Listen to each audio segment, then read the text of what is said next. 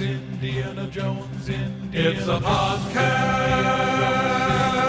about Indiana Jones.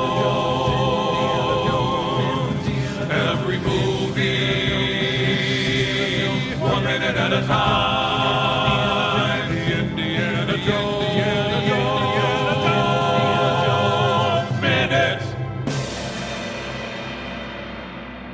Welcome back to the Indiana Jones Minute, the podcast in which we celebrate and discuss the film Raiders of the Lost Ark as Jerry breathes through his nose right into his phone. What happened? That wasn't me. I'm Tom Taylor. I'm Pete Mumbert, and I'm not breathing into the microphone. I'm the monarch of the sea. And I'm Sean Crespo, their guest. Welcome back, Sean. Thanks for coming here. Oh, thank you for having me. This is a blast, guys. Yeah, this is good, clean fun. You know, this is like this is weird. This is sort of like a pause in the action, but these minutes are actually chock full of stuff, I think. Oh, I totally. What we're hinting at is minute 92. And minute 92 begins with Marion kissing Sallah multiple times, and it ends with Indy on the boat with Marion, who has a new dress. All right. So, did anyone else notice that immediately after Marion says, "And this is for you," and kisses Sallah square on the lips? He leans way into that kiss. By the way. Right. And the ship's foghorn blows, indicating Sallah is at full mast. And you know what? I thought about this, and I'm like, he's never going to hear a ship's horn the same way again. You know what I mean? He's going to develop some weird foghorn fetish now, and it's going to be like a whole. Oh, Sallah got arrested down at the docks again.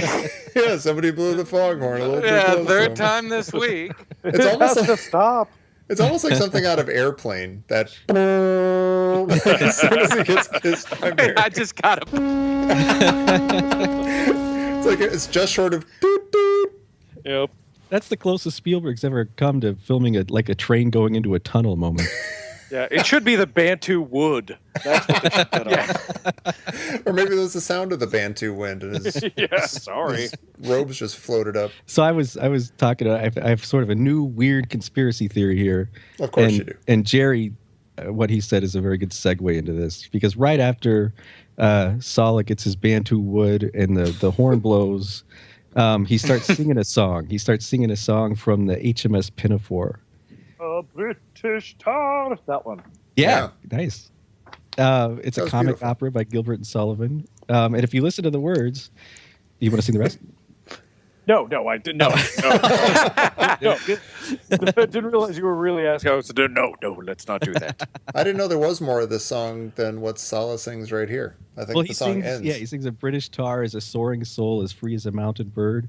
His energetic fist should be ready to resist a dictator, is what he says. The song says a dictatorial word, but he says a dictator, and he looks right at Indy as if he's throwing off his colonialist shackles. Oh, interesting. But it's interesting because when you look at the actual comic opera, like Sallah chose this song for a reason. And in the opera, it's the story of a ship captain's beautiful daughter and the guy she loves. So her dad is the ship's captain, but she's in love with a lowly guy in the crew who's of a different class. His name's Ralph, but we could just call him Sallah. There's a high-class guy, a lord of the Admiralty, coincidentally in the same profession as the captain, named Sir Joseph. We could just call him maybe Sir Jones. So this daughter, say maybe a Ravenwood daughter or a captain's daughter. The captain wants her to marry the guy in his profession who's maybe outshined him a little bit. And in the opera, there's a character that comes out at the end that very nicely says when she was when the two were kids, she mixed them up. That the Sir Jones and Sallah Ralph were actually mixed up, and Ralph was the lord, and the Sir Jones guy was actually this low class guy. And so it had a happy ending, and the woman got to marry the guy she wanted. In this instance, and this is the song Sallah chose, no woman comes forward, and so we end up with sort of a tragedy here. Sallah wishes he could have Marion, and I think maybe they had a special night at Omar's, which is why she didn't get a chance to change. They had a date. They had a date. You eat them. Yeah. Bad date. Yeah, didn't need to Wow. put the shoes on. Didn't need to get Yeah. shoes. Yeah. Wow. Very No, 'cause interesting. This saves Crystal Skull. Oh Because instead of Crystal Skull being sort of a comic farce, it becomes a grand tragedy. Mutt is Sallah's kid. Oh, that's good. Look at you I trying to fully pick up accept the that. pieces. I mean, it's still a tragedy. Yeah, it's hard to shake off the Regardless. tragedy. I mean, Wow. that's pretty good. I was proud of myself for looking up what show this song is from. And look at Pete. My note says, so Sallah goes over and he kisses a sailor. So that's fine. The more, the merrier. Everybody's happy. It is the Navy. It's It is. fine. He has a wife and kid at home, but Yeah. it's all right. It's a I mean, nice it little- is 1936. Maybe a little less progressive, but It's a very nice peck. I mean, he stops with the guys are all chatting, and he has the guts to walk up to one of them and give him a little peck. But then they disperse immediately. Is the thing. Like, it's too choreographed. It's like, man has kissed us. We must walk away and laugh. Ha, ha, ha, ha. We're playing it cool. well, I mean, the guy was excited. He was was. happy. Yeah, he looked pretty happy. Yeah. Actually. But then Yeah, he had he to go does. immediately make out with his wife. Just no, he's to like, don't let reset Katanga her. see that. Don't let Katanga see that. You're right. He's cool. This is going to get out. Yeah, Katanga is actually watching from the ramp up to Yeah. the ship the Yeah. whole time. Yeah. Looking very rakish. Yeah. Mhm. Yeah, he's got the arm he akimbo. can't look any other way. I know. It's his default mode is rakish. He can't help it. But I do love that. I like that the movie knows that Sallah is awesome and he deserves like a final, like a send off. Like that the movie says goodbye to Sallah. It's not just like, oh yeah, he met us at Omar's and set up us to the boat and goodbye. He gets like Yeah. a cool, awesome Sallah moment. Yeah. I love that. Well, he's our good friend. He is. Exactly. I would Exactly. have told him a little more. I would have Yeah. bought him pizza. Yeah. Yeah. At least, yeah. Well, what's both Katanga and Sallah both feel like they're characters who have a whole other world of adventures they've lived. That if you wanted to make a movie called Katanga, like you probably could. That Oh, would yeah. be a great movie. Or Sallah, like it would be a little more genial, a little less like Gunslinger, but it would probably be balls out fantastic. I'd watch it. I'm gonna keep this to like 8 seconds because it'll completely go off the rails and get really uncomfortable. Oh, we don't need that. But I Donald did do. Trump is the leader. Oh God. Hopefully that's still I- funny in a few months. I actually looked at like Katanga, and there's like a Wicked Jones or whatever the hell it's called, and they talked about Katanga, and now here's this, and there was this little, Oh god. there was some, they had some, he and Indy met again up in Alaska, Okay. and I think That's like, great. Greedo's cousin was there, and Hammerhead was a chef. At It's the sort of like time. Guardians of the Galaxy. Indy just gets Yeah. picked up one day and lives the rest of his life in space. No, there was. They Yeah. did apparently meet again in some sort of Alaskan heist or something gone wrong. I Of don't know. course. But it's been more than 8 seconds. I'm stopping. Yeah. Thank you for You that, know- Jerry. Yeah. You know, a friend of mine who I went to Emerson with actually he put a Kickstarter together, I think, or maybe it was an Indiegogo for a Indiana Jones themed, like an Indiana Jones universe short. And he's a producer on a couple shows, and he knows all these the right people to put this together. He had like this really great combat choreography group signed on to do it, and they set the money, I think, at like 50,000 or something, and they raised it all, Wow. and with some despair, and then Disney shut them down. Ah. Yeah, which was such a bummer because it seemed like such an anybody if you're doing anything Indiana Jones universe related, I think it's sort of like Star Trek. You should just be allowed to make your thing and pay 10% or whatever. Yeah. We need more of it. Definitely.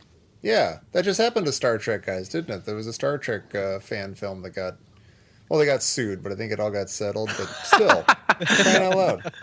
It became the lightning rod for the rest of the issue, and they were able to settle amicably, I think, out of court. Yeah. I have. Is there anything else more on the dock? I feel like toward the latter half of this minute, the scene changes, and I have a question. Okay. Marion's wearing red again. No, she's not. Oh, Yeah, wait. she is. Oh, that Oh, kind of shawl thing or that blanket. I'm going to start again. Okay. Marion's wearing red again, and she takes that off, and she has this white dress that was given to her by Katanga, and Indy gets jealous. He's immediately jealous, and I'm like, okay, what's the deal with men giving Marion white dresses? Like you wouldn't. What's the deal with all these men? What's the deal with all the men having her exact size, like in stock? Uh-oh. Well, I think she should wear white.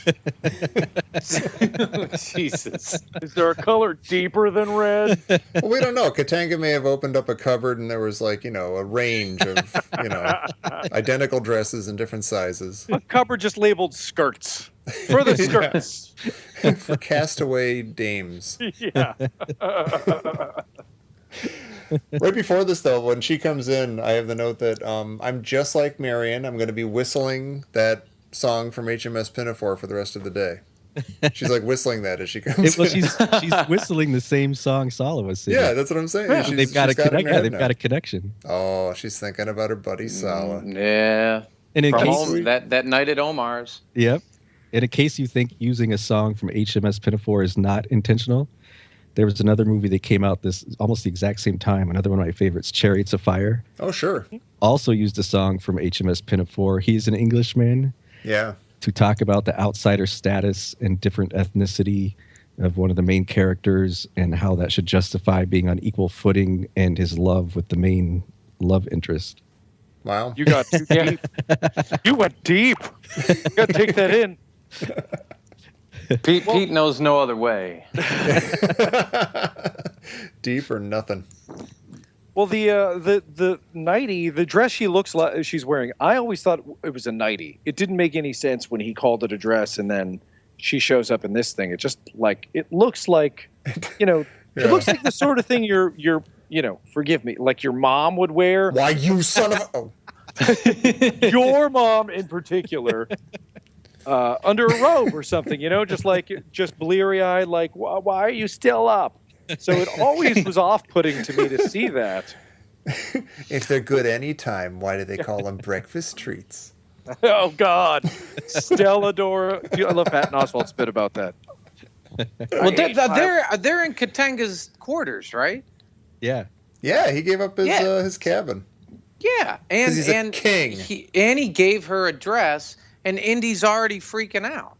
Yeah. That is true. And I love that she tosses back at him from him, because he said that to her about Belloc's dress in the Well of Soul. She's like, oh yeah, from him. Deal with it, Indy. Yeah. Punk. Yeah. Well, she's also coming in to bathe his wounds. So come on, how much stuff do you need done for you before you shut up and just be grateful? Yeah, really. Right. Is he going to actually, say to her, "You're my good friend"? Yeah. He's gonna give her a firm handshake, look her in the eye, and say thanks. She's making eggs for him. Yeah. I'm allergic to eggs, Marion. Oh, well, I suppose I could just do the whites if that's easier. It's too late. Throw it out the window. Well, I found some farm-to-table sausage. You didn't cut off the crust of my toast. Oh, I'm so sorry. You said you wanted sesames. I can just swim to shore and come back and get sesame. Haven't I been through enough? God damn it, Indy. I actually like that version of Indiana Jones. What if that just kept going for an hour and a half and the whole movie was just him demanding more? I chase down the Ark of the Covenant in a truck and I get shot and I come home to scrambled eggs. It's on a ship. Eggs are rare, sweetie. I'm going to be in the cargo hold. Does anybody have a chicken I can borrow? Guys, we are the Indiana Jones cabin ship players. And scene. He will be improvising always. But yeah, the scene sort of a little bit in this minute, and definitely in the next minute, sort of turns into almost like a little like cozy, homey kind of old couple Yeah. kind of. Got that nice warm little banter. desk lamp on the side and an old-timey radio. It's really cool. Like, this is the sort of thing that would make you want to, like, leave your family and live on a boat. Yeah, Yeah. if you can get the captain's cabin. Date Katanga. Yeah, Yeah. why not? Right? Find him on Tinder. Where's he sleeping now? If he gave up his cabin, Oh, God. I hope he's comfortable. He deserves to be comfortable. He's Katanga. Yeah. He probably has. He's probably, like, so he knows he does this on a regular basis. It's like one of the only ships with, like, 2 captains' cabins. There's like an emperor's cabin that's even more lush and opulent. It's like, yes, you have my captain's cabin. I have no idea where I will sleep. And he's I'll like, figure something out. yeah, he's on like a 20-foot by 20-foot divan. He makes this grand gesture of giving up his cabin. Meanwhile, Yeah. it's like the worst cabin on the ship. Yeah. He's got like one of the world's first refrigerator freezer combos in his room. That's where he keeps the eggs fresh. So the rest of the scene is just about them, their little nugget of a relationship in this scene, and what it would be like to be married. This is essentially, like you said, this is essentially what it would be like to be married to Indiana Jones. Yeah, it's nighttime. They're getting in their jammies. Mhm. They're gonna get tucked in. A little banter. He's How emotionally was your day? distant. Yep. Let's binge watch Stranger Things. I don't want to. We're watching it. Everyone says it's great. It's a throwback to Spielberg and Stephen King. Who? Well, do we have anything else for 92 besides these poor bickering kids who can't quite get it together? And a hell of a conspiracy theory. And Salah's sleeping with Marion. Or Yeah, did. really. God, Yeah. we covered a lot of ground. That's a lot. We upended this entire thing. Guys, this movie is never going to recover. Why did we do this? Yeah, we're destroying the things we love. We should stop doing this podcast. The movie makes a record loss of profits. I don't even know how that's possible. Wait. Money is just being siphoned out of the movie. This is crazy. I feel 8 terrible. studios went bankrupt. It doesn't make sense. What Good have you one, done? guys. Well, before we do any more damage, we should probably wrap this up. But Sean, tell the folks again where they can find you and pursue your deeds. Sure. You can see me. I was on Gotham. You can find me on Happy-ish. I was on this new show, Red Oaks, on Amazon. Oh, awesome. Or you just find me at Twitter at Sean Crespo, and you'll see all the stuff I do there. Excellent. Everybody check that out. And Pete, where can people check us out? Come check us out on Facebook. We have a special page, Indiana Jones Minute and the Listener's Crusade. Excellent. I got to come out with a better way to come out of that. Oh, I always go like, excellent, awesome, please do. Make it happen. I wouldn't know what to do if you didn't say that afterwards. Well then forget I said anything. I'll do what's got to be done. Excellent. Everyone, please come back tomorrow for minute 93 of Raiders of the Lost Ark here on the Indiana Jones Minute. Burn. From him. Oh, that felt good.